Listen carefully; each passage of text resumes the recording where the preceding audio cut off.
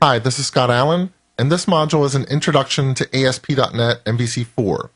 This module will give you an overview of what is new in ASP.NET MVC 4. If you've never worked with ASP.NET MVC before, I'll be building a simple application to demonstrate the basics of the framework. But even if you have worked with ASP.NET MVC previously, the demo will show off some of the new features for version 4. Let's look at the release notes for MVC 4. If you go to the ASP.NET website, you'll find some release notes for MVC 4 that list the new features for this version, as well as how to install the framework and update existing applications. One of the new features for version 4 is the ASP.NET Web API. This is a framework for building web services that embrace HTTP. I have a module dedicated to the Web API in this course, and John Flanders also has an excellent course dedicated to this topic. The mobile features of MVC 4, including the mobile project template and display modes, these are covered in the mobile module for this course, and if you're interested in more information on jQuery Mobile itself, I also have a course dedicated to that topic.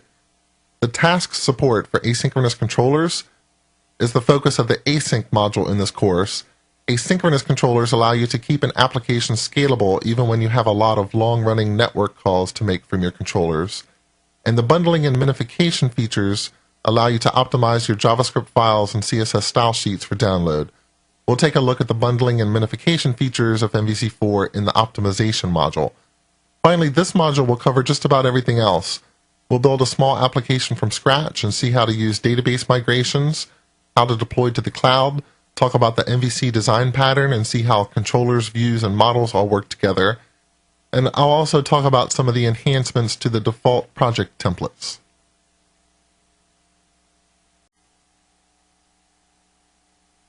From here on out, we'll be using Visual Studio 2012 to build a web application, although you can do everything I'm going to do with Visual Studio 2010 also, because ASP.NET MVC 4 will happily install itself into Visual Studio 2010, and there's nothing special I'll do with 2012.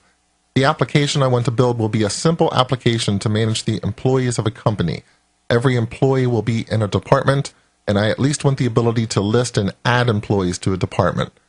I'm going to primarily focus on the mechanics of ASP.NET MVC, and I won't go into any details on ancillary topics like unit testing. But I will point you to some resources on those topics when we get to certain points, because Pluralsight does have a vast library that covers everything else like unit testing, design patterns, and AJAX. One way to get started with ASP.NET MVC 4 after you install it is just to say File, New Project, select the ASP.NET MVC 4 Web Application Project template, give it a name, click OK, and you're off and running. I'm going to do something slightly different just to show you what the possibilities are. And under Other Project Types, Visual Studio Solutions, I want to start with a blank solution actually. And I'm going to call this Solution eManager, or Employee Manager, Electronic Manager, however you want to think of it. And now if I open the Solution Explorer window, I have a solution, there's no projects inside yet. Instead of starting with an ASP.NET MVC project, let's get started with a project that represents the entities and the business objects that I care about. So I will put those inside of a Windows class library, which produces a DLL which you can reference from other projects. And I'll call this emanager.domain or emanager.core. The idea is to have a project here, an assembly that I can reference that just has some C# code inside of it for the objects that I really care about, things like employees and departments. Once this project is ready to go, we'll add some code in here to represent employees and departments. Let me delete class1.cs that comes here automatically, and let's instead add a new class called employee. I want employee to be a public class, and every employee is going to have an identifier, an integer ID. Every employee is going to have a name. Of course, we could also have first name and last name, but I'm just going to stick with name for now. And I think that's enough to get started with, actually. Let me also add a class to represent a department. And every department, this will also be a public class, is also going to have an identifier, is also going to have a name, and it is also going to have a collection of employees. So you can have 0 or more employees inside of any given department. And before I forget, let me also add one more thing. I'm going to hold down the Alt key and make a selection across 3 different rows and then start typing. That's a feature that's been available in Visual Studio since 2010 that allows you to do a columnar selection. And I'm going to add that to employee also. And the reason I'm doing this is because the entity framework can do very efficient change tracking and add additional features to an object if you make your properties virtual. We'll see that in a bit. And now let me add one more type inside of here. I want something that represents a data source. So maybe I could call this department data source.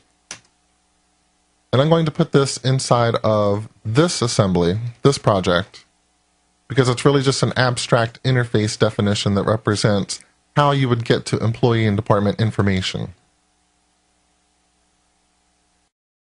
Add properties of type iQueryable to this. That's something that you can query with LINQ. These don't need to be public in an interface definition, but I want a queryable set of employees. I want a queryable set of departments. And we really just need getters on here. We don't need setters. You just need to be able to get to employees, get to department. And chances are we'll need to come back and change some of these definitions later, but that's okay. Let's find out where we are first.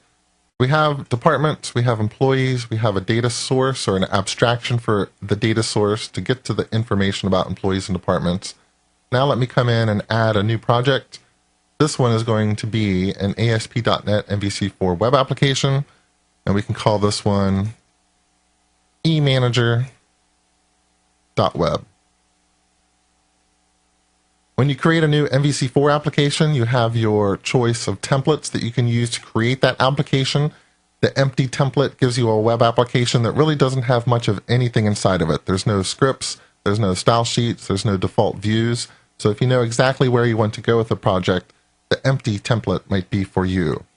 I'm going to select the Internet application template. The Internet application automatically comes with a home page and a layout view and some scripts and style sheets. It has an account controller that allows users to sign in, allows users to register for your website. An Internet application assumes you're going to publish this somewhere on the Internet. The intranet application offers many of the same features as the Internet application, but intranet assumes you're inside of a firewall, you have Active Directory available, and your users will primarily come into your application as authenticated Windows users. There's also the mobile application project template, which we'll talk about in the mobile module of this course, and the web API template, which we can talk about in the web API module. So I will create Internet application and select OK. Again, we won't be talking about unit testing. If you want to see more information about unit testing, there are a couple great unit testing modules and courses out there on pluralsight.com. David Starr has done some of that work. I've done some of that work. I also cover unit testing in an MVC application in my MVC3 course. Everything in that course still applies to this course. And also I touch on it in my LINQ architecture course, which talks a lot about how to build abstractions that make for a testable application. So you can see that project took a little while to create. And one of the reasons is this. If you've done any work with MVC in the past, you might be aware that the MVC project templates add a lot of things into your project, like the jQuery library and other libraries and assemblies. If you ever needed to go through and update jQuery, then you had to go out to a website and download jQuery and copy the library into your project. With MVC4, things are a little bit different. If you're familiar with NuGet, and again, that's another topic that we have available as a course here on Pluralsight, NuGet is an extension for Visual Studio that can help you manage dependencies and libraries inside of a project. And one of the files that NuGet will leave behind is a packages.config file that tells you everything that's installed into an application. And here we can see libraries, JavaScript libraries like Modernizer are installed. Libraries like the Entity Framework here are referenced as a NuGet package and not just a plain reference, because that makes it very easy to update any of these components. I can go into Manage NuGet Packages after I right-click on References. I can see what updates are available. And for example, if I wanted to update jQuery, hopefully jQuery will appear as an update here in the list of potentially updated NuGet packages. There we go. I can update jQuery, jQuery validation, jQuery UI. I can update all these libraries really easily because they've been installed as NuGet packages with MVC4. But let me close this and just run the application to make sure we have something that is working. So I will set emanager.web as the startup project. Hit Control F5 to run without the debugger attached. And this is our new MVC4 application. Let's talk about some of the structure behind this. Here's how the home page before you works. ASP.NET MVC is a UI technology based on the model, view, controller design pattern. In the MVC pattern, you separate your UI code into distinct components. You have models, you have views, and you have controllers. The models contain the data to display and some associated logic. The controllers are responsible for receiving a request and figuring out what to do. They often build a model, and then they select a view to display that model. The view then is responsible only for taking the model from the controller and producing the HTML that you see in the browser. Each component has distinct responsibilities in MVC, so you don't have all the code jumbled together and becoming difficult to work with. When I make a request from this browser, like to localhost 9027, the runtime will go looking for a controller to process this request. And in MVC, that is part of the routing logic. Routing is something that's configured during the start of an application. And in ASP.NET, that means it happens inside of a special method named applicationStart that lives in a special file called global.asax.cs. There's all sorts of configuration happening in here, but it's broken out into different classes. There's bundling configuration, which we'll talk about in the optimization module, and filtering configuration and routing configuration. There's a call to a method called register routes. This class, route config, and its method, register routes, lives in a folder app_start. Inside of here, you'll see all sorts of configuration classes, and this is a little bit different than what it was in MVC3, where we had all of the configuration jammed into the global.asax.cs file. Now all of that configuration code is inside of classes that are in the app start folder, and we just call into them during the application start event. Let me open up the route config file, and we can see that there are two routes inside of here that are defined. One is for Web API controllers. We'll talk about that in another module. And then there's the route known as the default route. What a route specifies is a pattern for the runtime to match against an incoming URL. So if a request arrives for what you see in this comment here, /department/detail/3, the runtime knows to pick that apart and to go looking for the department controller and then invoke the detail action on that controller. We'll talk about actions here in just a bit, and possibly pass along an identifier as 3. So pass along a piece of data to that controller action that tells it, hey, the ID you're looking for is 3. There's also some defaults specified for each route. So if a part of this URL is missing, the MVC runtime can substitute values. For example, if the ID didn't exist here and we just had a request for /department/detail, that's okay. The ID is optional. It might show up as null in our controller action. If we don't specify an action in the URL, then the controller knows that it just needs to go looking for the department controller, but then the default action is index. So invoke the index action on the department controller. And if a request arrives for the root of the application, we have enough defaults to plug in values for everything there too. The controller will be the home controller, the action will be the index action, and the ID is still optional. And what that means is if I go back to the browser where this is running, I can make a request to /home, that arrives at the home page, and I can make a request to /index, and that arrives at the same page, and that's all because the defaults were /home/index. If I try to go somewhere that doesn't exist, like /foo, and there is no foo controller, I get back an HTTP 404 message. That could also happen if I look at the controller. So all of the controllers for ASP.NET MVC are in the controllers folder by default. They don't have to live here. You can put them in any folder. You can even put them in a different project. But if I open this up and comment out the home controller and then do a build, the home controller no longer exists. So if I refresh /home/index, we should also get a 404 message. Doesn't exist. Essentially, that's the runtime telling you that it cannot find something to process this request. Let me show you a little more about how this works. Let's say we did want to respond to a request for /home/sayhello. Currently, of course, that returns a 404 error. That means I would need a home controller.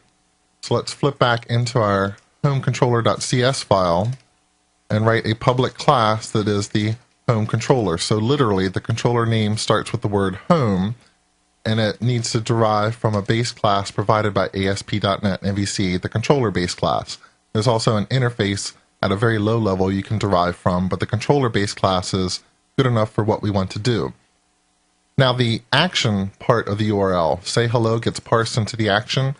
That will literally be a method name that the runtime goes and looks for. So I could create a say hello method, in other words, a say hello action.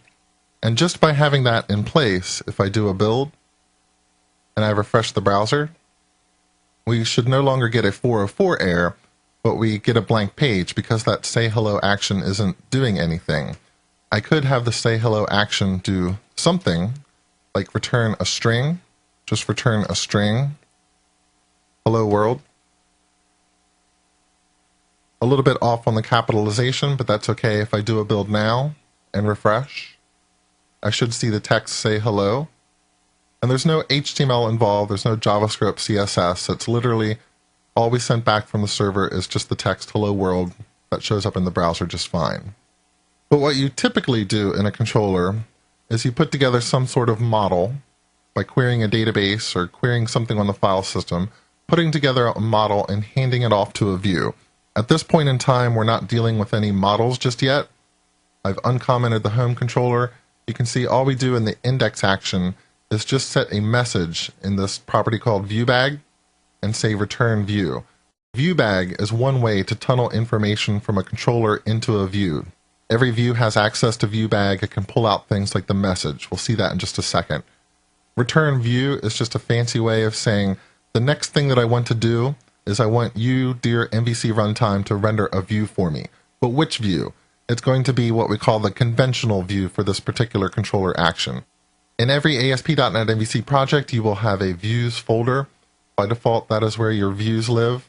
If you have a home controller, then the default view for the index action of the home controller will be a view that lives in the home folder under views, and it's called index. So you can see there's a naming convention in play. If I were to rename this as index 2 or index 3, the MVC runtime wouldn't be able to find it unless I went in and explicitly told it, well, the view that you should use is index 3. But in this case, I'm really just want the default view, which is the index view. I could specify it explicitly there. By putting everything back together like this, we should be able to get the home page that we saw earlier again.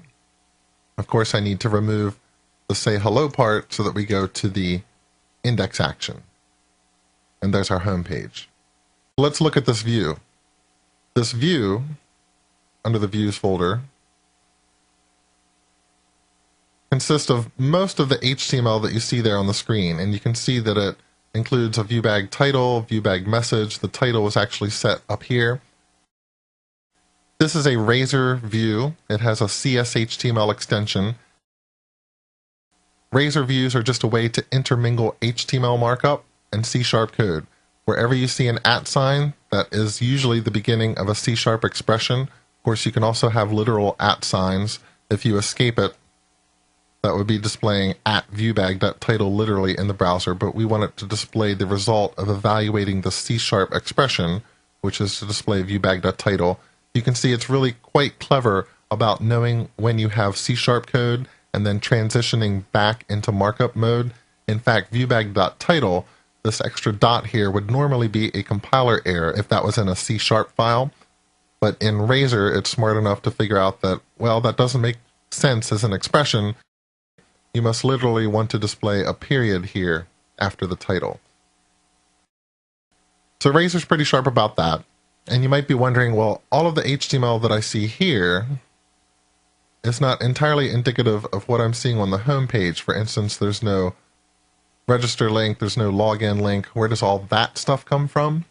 That comes from a layout template that is also a Razor view that's part of this MVC application by default, and that is in the shared folder. Any view that you put in the shared folder is available to all controllers anywhere, and this is typically where you find the layout view. It's the layout view that defines the head tag, the body tag.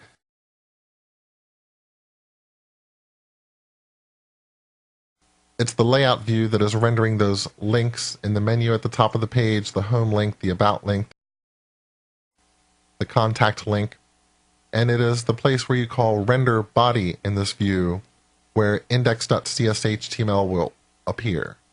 When your home controller says render the index view, then everything that you see inside of here that's not in a section will be rendered when the layout view calls render body. The sections will be rendered at the point where that particular section is rendered in the layout view. So when this says, please render the section called featured, then in the index view there will be a section featured that contains the markup that gets placed at that location. Ultimately, what I'd like to do is to display a list of departments on this home page to allow users to start viewing departments and adding employees to departments. So let's just call this the Department Manager page, and I'm going to delete all of the other markup that was inside of here. And if I refresh the browser, we should see those changes reflected here. Now my index view just shows the markup Department Manager. Everything else that you see here, the copyright, the obligatory link to Facebook and Twitter, those are all part of the layout view. I could go into the layout view and change that stuff too. But now you've seen that we have a controller that responds to /home/index, or just /home, or just / to the root of the URL. It's not putting together a model yet. We don't need this viewbag.message anymore. And it's rendering what we call the conventional view, which is the view that has the same name as this action on the controller. So the index action of the home controller. And what I'd like to do next is have this index action get a list of all the departments that are going to be in my database and hand that off to the view so that the view can display the departments in a list here. And to do that, we'll need to get set up with a database.